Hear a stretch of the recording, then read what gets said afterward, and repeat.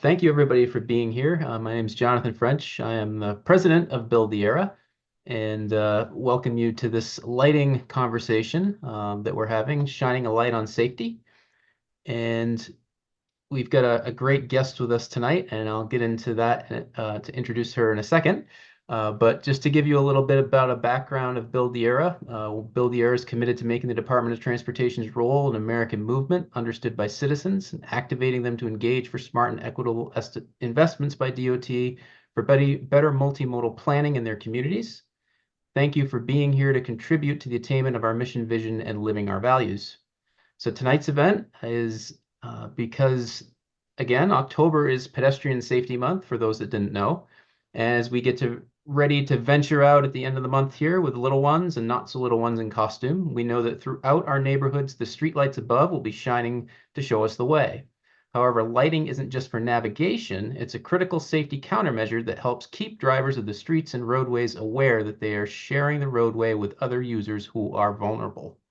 Shayna Bramley, PE, Senior Project Manager, Electrical Engineering and Lighting Design with Michael Baker International, is joining us for an enlightening lighting conversation to discuss how lighting increases awareness, which creates a safer environment for all road users. And awareness is also one of Build the Era's rules of road safety. And you'll see that link to our rules of road safety in the chat. This webinar is the fifth in a series about our rules of road safety as part of our commitment to being an allies and action partner with US DOT to implement the National Roadway Safety Strategy. So now I'll introduce our guest. Shayna Bramley has been in the lighting and electrical industry for over 25 years. She is currently a senior associate at Michael Baker in the transportation department based out of Hamilton, New Jersey. She has a master's in architectural engineering from Penn State, an MBA from University of Florida, and holds numerous industry credentials such as professional engineer, lighting certified designer, certified energy manager, certified building commissioning professional, and LEED AP. Over the years, Shayna has worked on numerous transportation projects, including roadways, interchanges, toll plazas, intersections, bridges, airports, and train stations. Shayna is also an expert in the design of lighting as a pedestrian safety countermeasure for crosswalks. Recently, she authored a comprehensive 80-plus lighting design guideline for MaineDOT and has spoken at several industry conferences on the topic of lighting for Vision Zero. So we are very happy and pleased and grateful to have her with us tonight. And so welcome. Thank you. Thank you for having me. I appreciate it. I'm excited to be here. So I know this is going to be more of a conversational type of format. So I do have some slides that I'd like to go through, but yeah, the topic is near and dear to my heart. So I was really excited when you asked me. I got into this, as Jonathan, as you mentioned, I've been in this lighting industry for quite a long time. So I know a lot about light bulbs. That's about it, but light bulbs. But as it was 8 years ago, my son was actually in a crosswalk and he was hit by a vehicle. And so ever since, this concept of pedestrian safety has been just important and near and dear to me. And especially when, as being a lighting designer and combining, your passion for increasing the safety of pedestrians and lighting, whoever would have thought that this would have come together in any initiative. So I just want to thank you for having me. Absolutely. So should I go ahead and get started on the, all right. Yeah, let's just go through let's go ahead and go through your presentation and then we'll have a conversation after. Sounds good. So as Jonathan mentioned, it is National Pedestrian Safety Month. So well-designed lighting is one of those safety measures to help us increase awareness, right? We want to make all of our roads safer for pedestrians, for bicyclists, as well as the vehicles. And I wanted to talk a little bit about just some pedestrian statistics for those who don't read every report that comes out, but these are great. This is one that I read often. It's the Governor's Highway Safety Association. They put a report every year about the pedestrian traffic fatalities. And when I do these presentations, I like to, show statistics, like where are we at and where are we headed?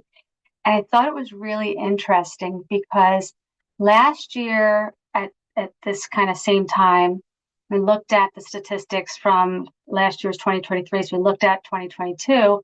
It was really an alarming rise from that pre-pandemic 2019 timeframe up until 2022. You really saw that a huge rise in pedestrian fatalities. And then what I thought was interesting is actually when you look at the report, this year's report, based upon last year, it's going down a little bit. So I'd like to think that all of these pedestrian safety countermeasures that we as designers are and DOTs around the country and cities and municipalities and just people advocating are really making, I'm hoping, it looks like it's making a difference. So I think this is fantastic. But, we still have a way to go, I guess you could say. So that map on the right, the orange and the blue, notice it's not red and blue, so it's just orange and blue. These are the orange are the ones that have increased fatalities, and the blue they've actually decreased. So, thinking about your city and your state where we all live is, do you see initiatives? And if you don't, maybe we need to more, advocate more to get these initiatives to help increase pedestrian safety. And you can see as well pedestrians in the lower states, right, where it's sunny and warm more, and people are walking and biking more, are obviously the areas where we're still having more fatalities. So when it comes to pedestrian safety countermeasures, there's a lot out there. And this is from the Institute of Transportation Engineers. They have this little graphic, and it talks about all the different safety countermeasures that we're measuring as an industry. And then we can refer to as, if you do this, then there is a pretty good chance you're going to reduce something by a certain percentage, right? And the two that I focus on in my career are really the lighting as a general kind of rule, and then also the crosswalk visibility. This has been really, this past year, it has been a hot topic, crosswalks, pedestrians. And I'm excited because I see these changes being made. So I know that this message is getting out there. And so when you think about, well, why do we light? How does it increase safety? So you have to think about during the day, right? We've got the sun, and you've got this lovely crosswalk, the zebra crossing, and it's black and white, and it's beautiful. And then at night, we lose that contrast. So I think the key word is contrast. If you had to pick one word for increasing pedestrian safety through lighting, it would be contrast.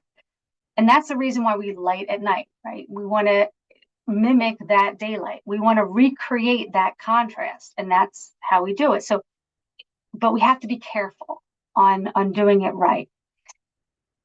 But as far as like an overall safety countermeasure, this is some statistics from the Federal Highway Administration. So roughly 42% of injuries can be reduced by putting lighting at intersections. And then if you have rural intersections, they estimate 33 to 38. And then just roadways in general, that's like 28%. So it's a significant benefit to adding.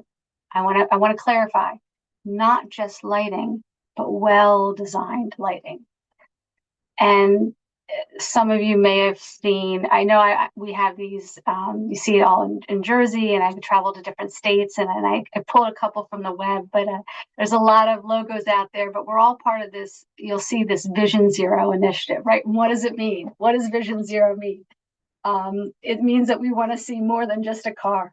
We want to see the people. We want to see the bicyclists. We want to see people who are, maybe with disabilities. We want to see everybody, right? That's the initiative. So, and I'm glad to be a part of it in my own lighting little way.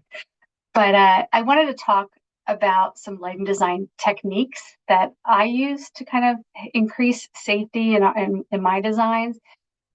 One of the things I think is important is for us to understand just what is light, right? Like what is useful, what is not, what goes up, what goes down, why do we care? And looking at this illustration right here. The light that I care about, that we should all care about, right, is the light that's functional. It's useful. It's coming out of a light of a luminaire, and it's landing on the targeted area. It's being maximized. That's our focus, right? As lighting designers, is to put as much light as we can on that task. And when you look at photos and drive around town, you're going to see good and bad. And this is an example of, this is a crosswalk and it's lit. It's putting the light exactly where it needs to be to see that person crossing the road. And yes, there's lighting just further up down the road, but it's putting it where we need it. And that, I think, is that the point is not just the amount, but also, as you can see, it's increasing that contrast, right? That we're bringing back, that we lost if there's no lighting. And then we have useful light. This is another example, just lighting a roadway, right? We're not lighting behind, we're not lighting on the other side. We're just really focusing the light where exactly it needs to go. And we do that through choosing the right pole height and the right optics and the right wattage. So it's a trial and error to kind of figure out. It's like a puzzle, trying to figure out what light is perfect.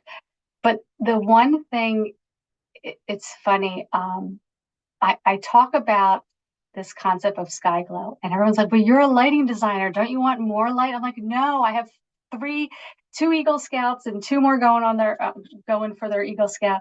I go camping. I don't want sky glow. I want to see the aurora borealis. I want to see all that. So the sky glow is something that people, you know it when you see it, but a lot of people don't realize how a little tweak in our design can make such a big difference in reducing the sky glow. So this is any of that light that comes out of a luminaire or pole that goes above 90 degrees. That's all just wasted light, does absolutely nothing. And you've seen this type of lighting before, right? You can drive in any town or city and you'll see these globes or you'll see acorns. And unfortunately, there's not a lot of useful light that comes out of that. It just is what it is. So you've got this is contributing to sky glow. And I think looking at the model of lighting that we standardize with our communities, with our cities and our and the DOTs and with the utility companies, we standardize on certain type of light fixtures, and they may not realize that, hey, that looks pretty on a spec sheet, but when we install it, we're increasing sky glow. So things to think about. And these are just like different cutoff classifications, right? So you've got, I call it the left, very bad, right? That's the light that goes everywhere. And then you've got bad, not so much. You got better, the light's going horizontal, so nothing's going up, but you can still get a lot of glare from that. So, the best is that useful light, functional. And what people don't realize is that at lighting designers, when we design, we're not picking like just one light. We'll go to a manufacturer's website and we could have thousands of different wattages and Kelvin temperatures and optics to choose from to create our design. It's a puzzle. It's a puzzle. But there's a lot of design options. So as a designer, I work with a lot of cities, and that image on the left, that's their traditional acorn, right? Everyone knows what it is. They think, oh, well, if I'm going to go to LED or if I'm going to upgrade, I have to go to that, shoebox style Cobra head LED. And they're like, I don't want that. I don't want LED. I want something more traditional. And what I want people to know is that there are solutions that manufacturers are coming up with. In fact, there's a development right across the street from me, townhouses. I was so excited when they put their lighting in. I was like, oh my God, they're putting up 250 homes. What's going to happen? They're going to put lighting in. And it used to be a golf course, so it was nice and dark. Right now, it's going to have houses, but they put in full cutoff lighting, like the one on the right. And you drive down and you don't notice it because all that light it's going down, right? So it's still traditional looking. It gives you that look, but it's not creating sky glow. Right? That's what we need to think about. Look for these fixtures. They're out there. And these are the type that we need to standardize on instead of, that acorn. The acorn's not efficient. It's most of the lights going up. So it could be cheap, but yeah, you need more of them. So does that make sense? And then we've got, this is another one of my pet peeves is this concept of glare, right? So this is that in between. You've got the useful light, and then you've got the sky glow, and then everything in between is like, is it useful? Is it not? Most of it isn't. It's just that light that kind of shines in our eye, and there's two types. There's two types of light trespass that out there. You've got, number one, this discomfort glare. This is just, you're driving down the road and maybe it's a neon sign or somebody else's headlights coming at you, right? This is that discomfort glare. But we have to be very careful when we get to this concept of disability glare. This is that glare that is so bright that people can't function, they can't perform their task, they can't drive, and it's dangerous. So when we're looking at lighting, we look at it from how is the light coming out? And engineers spend years designing these fixtures, and it's kind of funny. You never think about like how many years went into designing that, but a lot, because they're trying to get with the LEDs and the optics coming out to aim that light in a certain forward throw or side throw distribution. So you've got really, we pick the light for the application. And there's this concept that I don't know, maybe some people have heard of, but it's called the bug rating. And it doesn't stand for bugs, but it's the acronym for backlight, uplight, glare. And this is how we as lighting designers now classify lighting. So you've got backlight, that's everything that's going behind you. And then you've got uplight, everything above that 90 degree, and then glare. So glare is all that lighting that's at that key angle that when you're driving, it's shining right in your eye, right? That's what we're trying to avoid. And you can look at these. So here's that, traditional acorn. And then you've got more of this full cutoff fixture. And you can see that, wait, all that red went away. It's magic, right?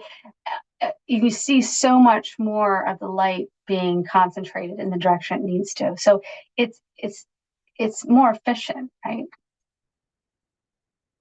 And then another concept when I'm designing lighting that I often think about is, I drive down the road and I see this and I just want to go and fix the lighting and space it differently. See all the dark spots in between them. Yeah. This is that uniformity concept, right? So I did a presentation, actually I think it was up in Maine, and someone in the room said, well, isn't any light better than no light? And I took a second, and I don't think so. Because when you have light and then you have dark spots and then you have light, you have like a false sense of security. And that scares me more. I'd rather know it's dark and the whole thing's dark, right? I'm just not going to go there. But if I think it's light and then, then it's dark, and then I have that false sense and I think I'm safe, but I'm actually not. And it's also really distracting from drivers. So we look at lighting from a safety standpoint. We want it to be uniform for that task. If it's a sidewalk or a crosswalk or a roadway, the more uniform, the better. And then, so here's just, examples of just good uniform lighting. We try to get within that, like below 4-to-1 range. So I guess 3-to-1 would be ideal for a roadway from a uniformity. But you can see it's just nice and even. That's what we're looking for. And then there's that word I mentioned, contrast, right? So let's get back. So the contrast is this buzzword that I really harp on a lot because it makes such a difference. So you're looking at that crosswalk on the left, and you see the one on the right. The one on the left has the contrast, the one on the right doesn't. I don't know if you can notice, but even that the one on the right does have, I don't know if I can move my mouse over here, does have a light up there. It is shining down. Now, obviously, it's foggy and the light is hitting the particles and it's spreading them all around. But it's just the concept of what good contrast allows you to see.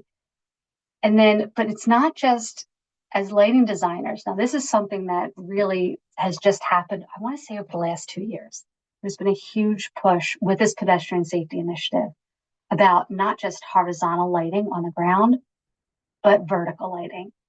And I was doing another presentation and someone said, well, Shayna, isn't that what car headlights are for?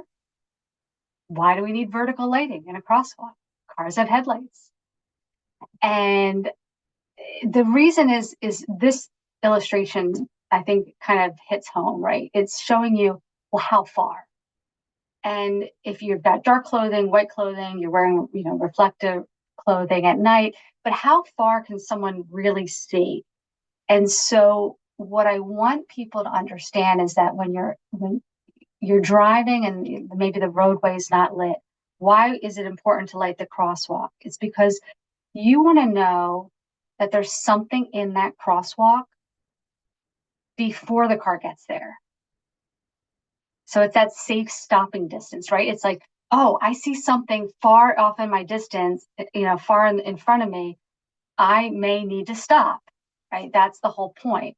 And if that person isn't lit, then, the horizontal crosswalk could be lit, but by lighting vertically, that we call it like a positive contrast, you actually allow the car to see that object stand out. And I found a couple images that I thought, I know it's a deer in headlights. I know the jokes will just go on, but I think this explains this concept, right? Where you've got the car on the left and you've got the headlights and you can see, so far out, but you can't really see beyond that. But if there was a lighting, let's just say that this deer was, further down, the light was on it, you get that same kind of contrast, right? You've got this bright surface with a dark background. And it allows your view to go from below to vertically, right? So that's why this concept of positive contrast is so important. And, and poor luminance. So luminance is, I guess, the same. It's a synonym for brightness. We call luminance. It's not a light backing. It's the nerdy lighting in me talking. But yeah, it's just brightness. And if you don't have that contrast, things just don't stand out. Yeah. And I think part of it too, there's a lot of controversy too, obviously, pedestrians, vulnerable road users, they think, when they see ads saying, oh, you need to wear bright reflective clothing, it's like the burden's on us to essentially, make ourselves visible to the driver. And so, that I think that sort of lighting sort of takes that burden away from the pedestrian or cyclist as well. Yeah. I mean, yeah, I talk about pedestrians, but cyclists as well, right? You want that reflective in front and behind you and from the side, because cars are going to come at you from every direction. Yeah. So I think it's important that we think about just not only the horizontal, but the vertical. And this comes down to, I work with a lot of cities and municipalities, and I look at their codes and I also kind of consult on their codes. And I like to say, okay, this is okay, but let's make it better, right? How do we fix these, I shouldn't say codes, I should say guidelines, right? These design guidelines that everyone has for lighting. And a lot of places don't even have design guidelines. They'll default to the industry standards. But yeah, so this concept of contrast, I think, is really important. And so from like my top 5 Shayna's list of how to improve safety with lighting, I would say just understand and maximize the useful light. Pick the right foot candle level and optics. So that's the other thing. Foot candle level. You don't need more light. Isn't always better, right? There's a point of diminishing return. Virginia Tech Transportation Institute does a lot of great studies down there, and I read them every time they come out. And they talk about this, at some point, more light, there's no added stopping distance to see a pedestrian. So if you don't need it, don't put it in, because it's just going to bounce off the ground and create sky glow. And that's the second point, right? We want to eliminate sky glow. We want to pick the right luminaire. And that's working with our cities and states and DOTs and utilities to say, maybe it's time we update our standards. And then you've got the bug rating, right? And this is something where if you really wanted to delve into it, you get online and you look at the spec sheet and you kind of read all this detailed information. But if you're comparing two fixtures, this is what that rating helps us. And then we've got obviously the uniformity along that task, and then my buzzword, contrast. So those are like my top 5 safety techniques for especially for pedestrian lighting. But I wanted to, like, if I have time, I wanted to talk a little bit more about just vertical lighting. Some states and DOTs are starting to implement this and request vertical lighting in addition to the horizontal. But what does it really mean? And so I wanted to just kind of do a little example here. So I live in Jersey, and this is just a typical, Google Earth image of one of our intersections here in New Jersey. And it was actually a project where they came to us and said, okay, we want you to light this intersection, and you can put 4 lights in, and that's all you can put in. And how's it gonna work? So go ahead and design it. You get 4 lights, 1 on each corner. It's like, okay. But obviously we've got crosswalks. So I said, am I designing it for vehicles, or am I designing it for people? Because if I'm designing it for people, it's not just the lighting in the intersection. It's, can I see the people? Where do I put the pole to make sure that I can see that person? And this vertical concept, right? It's where we take our lighting calculation software and we actually create it's not really a grid. It's more like a vertical line at 5 feet, because I'm 5'1", so I think it's perfect height. But 5 foot average pedestrian or bicyclist, and we place it in the center of the crosswalk. And then we create these grids to see, is there a positive contrast when we place that light in that location? Can the car, as it approaches, see the person? And so these are like this is that vertical plane, right? This is where the people are would be walking, where the car would want to see. And so this is more like a plan view, right? So I've got this blue car coming over from the right, and those yellow dots, those are all potential pedestrians, right? So these are my conflict points. This is what I want to make sure that the car can see the person in crossing this intersection, the first crosswalk, the second crosswalk, making a right-hand turn, making a left-hand turn. And then you got to look at it from the orange car on the left. And then you've got to look at it from the cars going from the south. And then you've got to look at it from the cars from the north, because people are walking everywhere, right? People are, and so you've got all these pedestrian conflict areas, and you just stick the light in and you think horizontal, you're missing the safety of people. And it's just I guess it's a paradigm shift. We want to change the mindset of what people think about lighting. So there's tons of conflict points. So we're trying to make sure our lighting design makes every one of those viewable. And it really is. It's a puzzle. And so I put the lights in, and the 4 lights in that location, and I did the rendering, and I looked at it and I was like, oh, I don't think this is good. Not because the fixture wasn't good, limited on size and wattage. It wasn't because the optics weren't good. It was just because the road was really wide. And you're trying to do 2 things. The center of the intersection looks great. It's well lit. So technically that would have complied if you only have a horizontal foot candle requirement. But if you notice, there's a couple crosswalks that are, not as well lit. And if you kind of rotate the image, I don't know if you can see it, but so there's a person right there in the crosswalk, right? So that person is nice and they're well lit. They've got that positive contrast from where that pole's placed. But what you're not seeing is the second pedestrian in this intersection. They're up here in the dark. So you don't see them. And so, we had to have this conversation with the client and say, I know you only want 4 poles, but I think, when you see it, I think we need to add more, at least, 2 more at either side of that longer crosswalk. Because when that white car is making that left-hand turn, it could hit that person, right? So it's not just the lighting as the car approaches the crosswalk.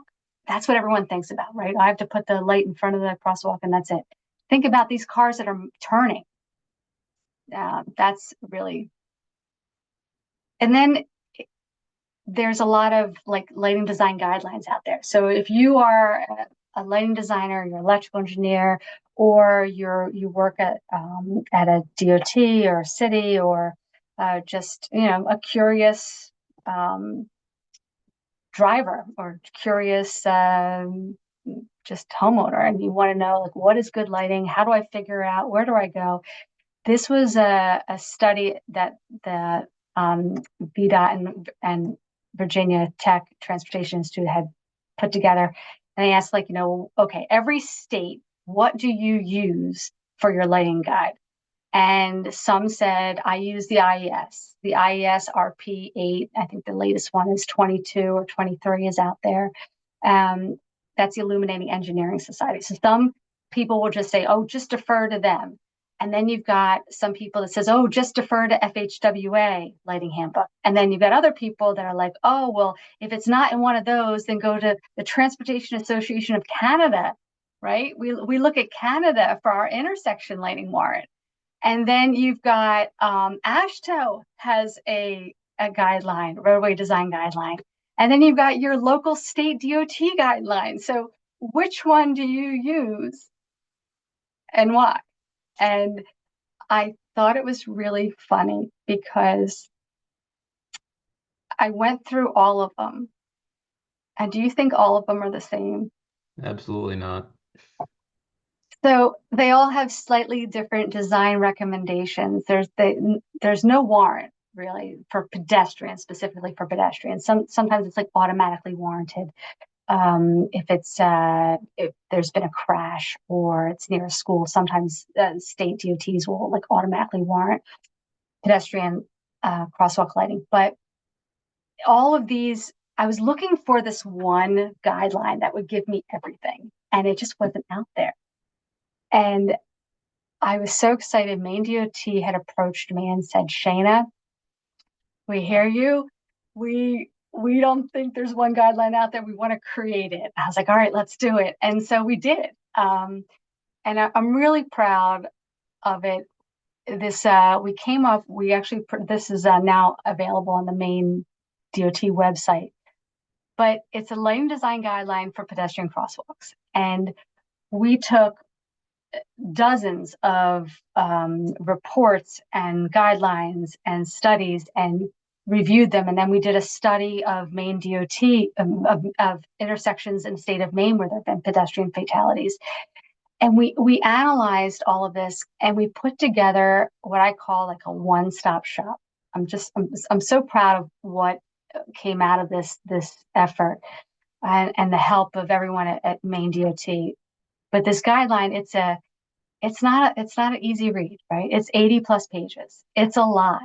But we wanted to give people a place where they could go and read about the design process from start to finish, from understanding just like basic terminology, right? Because some people may read a guideline, but if you don't have that fundamental lighting terminology, you just don't know what you don't know what's going on.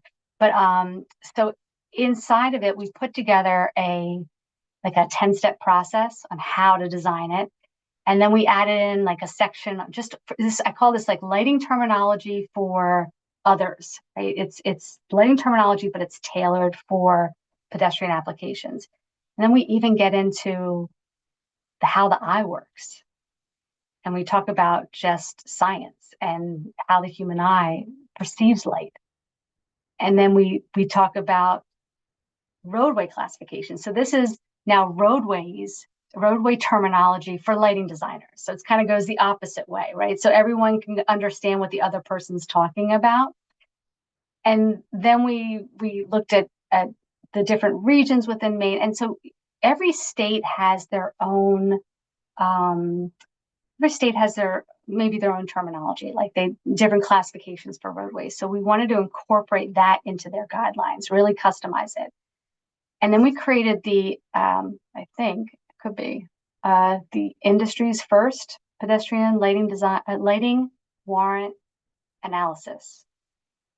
And this came about because the current warrant analysis for intersection is actually from TAC, from Transportation Association Canada.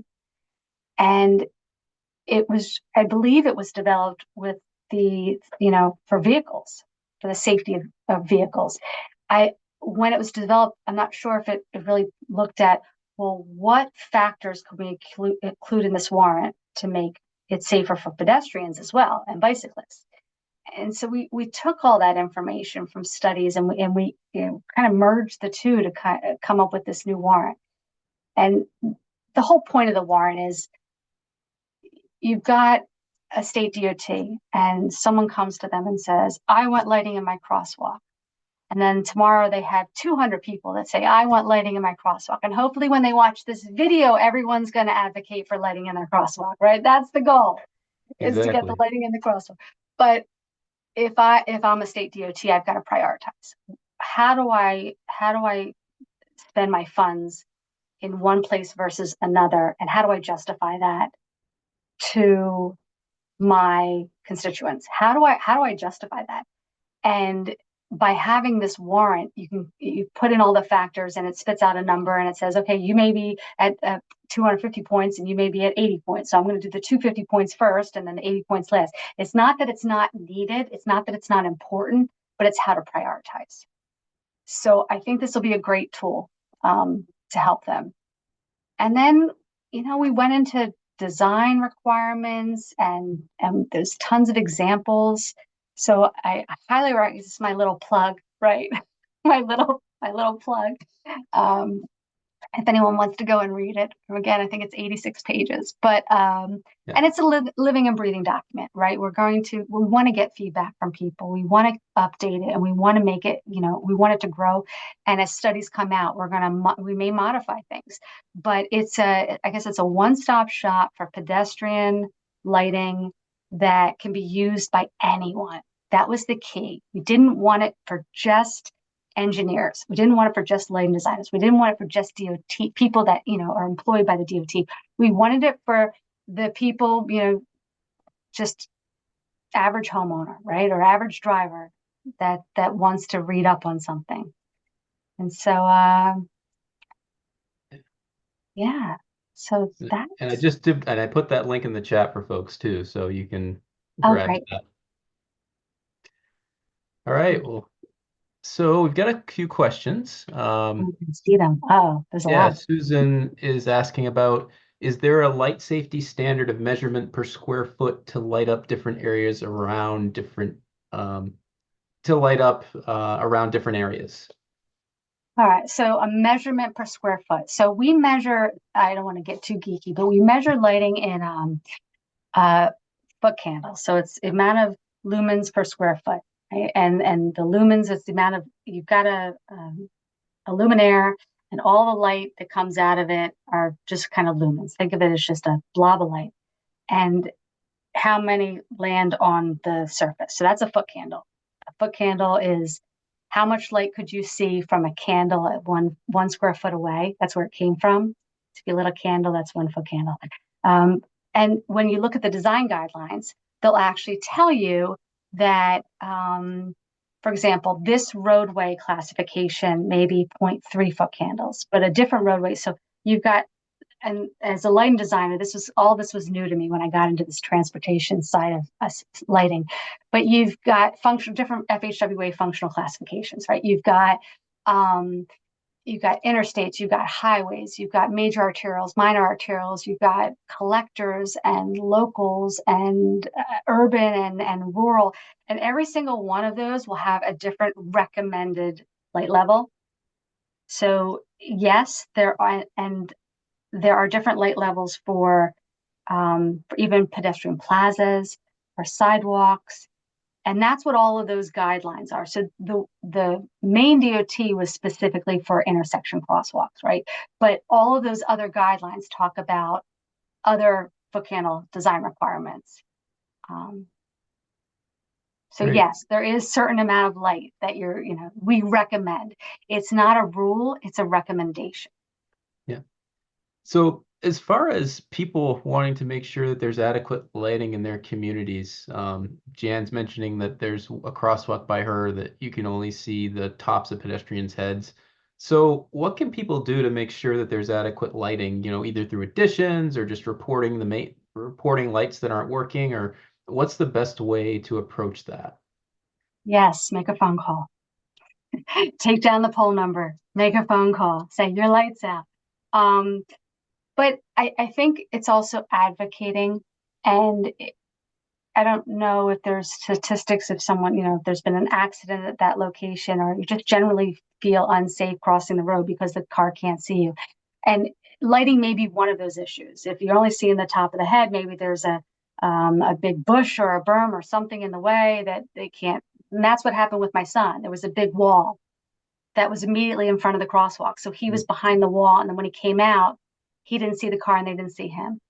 And so it's not just lighting, but and I think going to your bi-monthly or whatever town meetings and advocating, but calling the utility, also have to find out who owns the pole. That's like half the Right. battle, right? Yeah, You who don't, if owns the there's a light? pole Yep. on the road, you don't know if it's owned by your town or the county, or if it's being leased by one of the local utilities. You just don't know.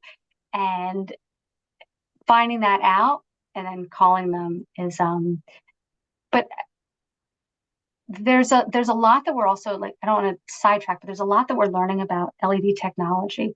And yes, LEDs are great and they last longer, but they're also very susceptible to surges and poor power quality. So it may not just be the lights out. There may be a bigger issue. And that's what I'm running into with a lot of my larger clients that have like 20,000 lights. They're having a lot of lights fail, and it's not the luminaire. It's the power quality. And so we're changing this conversation to, okay, it's not just replacing the light. You may call and they may go to replace the light, but it still doesn't work. It just blows out the next day.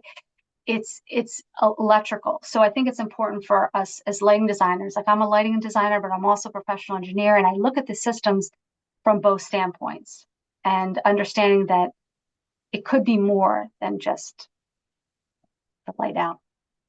Yeah. So as far as we talked you talked a little bit about the intensity of lighting.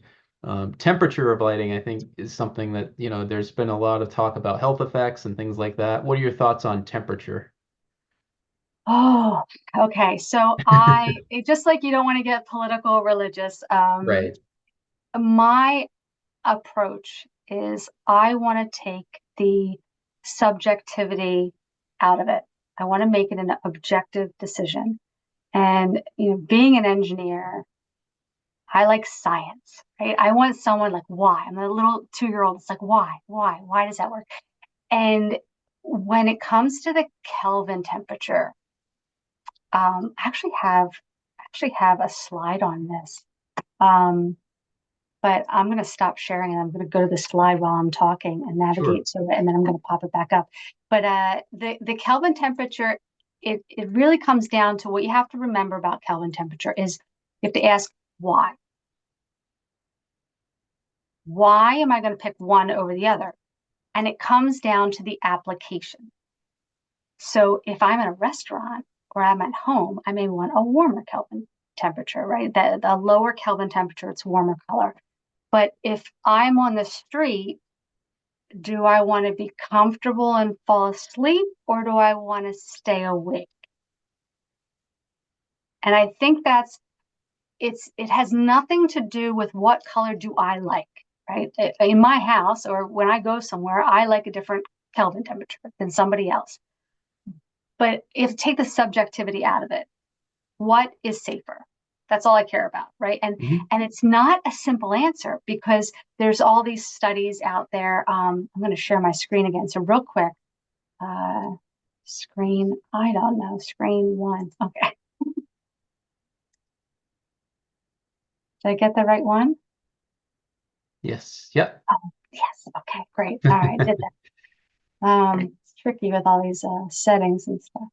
But so this is a slide that I always show people. I'm like, you've got two things in your eye, right? This is like, okay, let's go back to high school science. You got rods and cones. Cones for color. Rods are for black and white and visual acuity. And you want a light that balances both. Because at night, it's good to see color, right? That helps that contrast and see a red jacket versus a white jacket, but you also want that, and the cones also help you see movement. And then the rods, which these are the rods of the rods right here. So the cones, red, green, blue, and the rods, they peak in like it's this like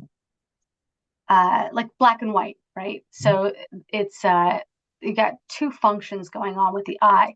And like this is that spectral distribution. So this is just daylight, right? Daylight renders all the colors of the visible spectrum, but we don't have that when it comes to artificial lighting. So if you look at artificial lighting, you've got all these different spectrums of color. Okay, so now you're looking at 3,000, 4,000, 5,000 LEDs, this very cool white, high pressure sodium, incandescent. So these are just like random spectral power distribution curves I found online. And what we're trying to do is align which curve matches the way our eye peaks in the rods and the cones. And so you look at all these different colors, and I could tell you, oh, I like 4,000. Someone else says I like 7,000. Someone else says I like 2,000. It doesn't matter what we like. It matters what is the appropriate Kelvin temperature for the task to allow the rods and cones in our eye to peak so that we can see and properly for enhanced safety. And if we just look at it that way and take everything out of it, this I think this is a pretty good graph. So this is a major lighting manufacturer that a lot of states use. It's a standard roadway lighting that's out there. And I pulled their the spectral power distribution curve for their 3,000, 4,000, 5,000, right? So this, you can start to see it. The 3,000, it's peaking in like, you've got these, right, these warmer wavelengths. And then you've got the, over here, you've got the, oh, sorry, wait, do I have these back? Yeah, this, do I have these? Yeah. So this is your 5,000, right? This is peaking in that blue. And then this is your 3,000. So this is peaking more in the reds and yellows. And this is your 4,000. So this is kind of like got that nice balance between the two. And that's what we're looking at.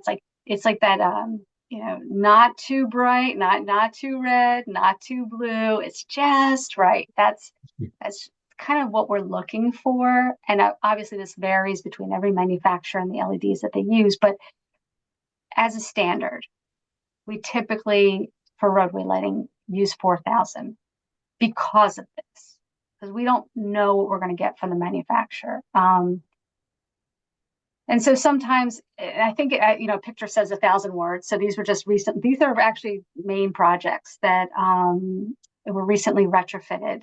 And they sent me the images. They took photographs, and I was like, these are great. So it kind of shows the just the difference in the visual acuity, right? How well do you see between the orange and the white light? Now the foot candle level is the same. So if you're thinking about, well, how much light do I need? It's the same, but you see it differently. Yeah, not to mention all the light pollution of the high pressure sodium too. Yeah, well, that comes down to using full cutoff luminaires and glare shifts. But yeah, so it's I want everyone just to think about it. It's like I want to put it in scientific terms, right, and take the subjectivity out of it. Yeah. So yeah.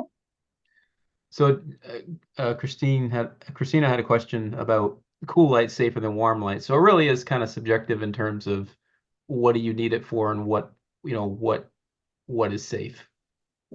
Yeah, I mean, you don't necessarily want too cool, right? Because what you saw is that Right. that light that was too cool, your eye, Very intense. um, it almost can't adjust. If you have something that's so blue and your rods in your eyes are peaking so much, it's hard for your cones to adjust. And I mean, it's just science. Hmm. So if if you're trying to see something just far away and nothing's moving, or maybe it's just the cool white, it would just be fine. But if you're driving and you want to see colors of cars and colors of pedestrians, and I don't know if there's an animal that jumps in front of you, that color actually does become important, right? You couldn't Yeah. find your car, right, in the parking lot that had the low pressure sodium that was only orange, and you went to go look for your car and it was brown, Right. and every car was They brown, all whether look the right, same. they all look brown, right? It doesn't Right. help you. It's kind of the same concept. So Okay. So one last question for you. It basically it seems that lighting's becoming more of a niche specialty. State DOTs, obviously, MaineDOT went out and got you to help them with it. But so what do you think the future of the lighting industry is, given that demand? We're seeing more and more demand for pedestrian lighting, but yet it seems there are fewer people that can do it. So what do you think the future is for lighting demand? I don't want anyone else to get into it. I need job security. No, the demand it's amazing. And I think you have to think about it like this. Two things, right? The infrastructure. Our infrastructure in a lot of our states is electrical infrastructure. And a lot of bridges and roadways, major roadways, 50 years old. And so we're at this unique point in time where the electrical infrastructure is old and needs to be replaced. We've got this new LED technology that everyone wants to, retrofit for energy efficiency. So you've got the need for infrastructure just to make it work, right? Good conduits and load centers and circuit breakers. And then you've got this LED revolution. And then you also have what we don't talk about enough is also this smart city initiative, right? Everything's becoming connected. And so lighting is now one of those tools where we can put Wi-Fi on it. We can put motion sensors. We can put weather, station meters. We can put cameras on it. And the poles are becoming a part of the IT infrastructure. Mhm. And so it's kind of neat, not only do we need lighting designers, but we need electrical engineers, and we also need IT people. And there's a huge need right now in this industry. So if anyone's looking for a job, but yeah, no, electrical engineers and lighting designers that specialize that. So the people who can kind of do both, look at it holistically from both sides. It's hard to find, but we are out there, and I know there's a lot of us out there. Yeah, and you came to it by architectural engineering, which is interesting. So yeah. Yeah, I wanted to be an architect, and my parents wanted me to be an engineer, and I found architectural engineering at Penn State. I'm like, I don't know what this is, but it sounds good. But I actually ended up loving it. And AE had, you could specialize in different things. So some people specialize in structural, mechanical, electrical, or construction management. And I just fell in love with the lighting side of it. I just thought it was fun and creative, and it's not just. I want people to know that from it, it's not just you know 4,000 Kelvin roadway lighting. We also design bridges. All that color changing lighting on the bridges. A lighting designer is the one that lit up the Empire State Building. It changes color for every holiday. These are lighting designers. So there's a lot of fun aspects to it, and a lot of cities are doing what we call placemaking. Hmm. They're using color because LEDs are so easy to turn off and on and change the color, that they're using lighting now as art. And Absolutely. we're doing that too. So I want people to know it's not just, black and white. There's some fun parts to it too. Great. Well, thank you for being here with us tonight.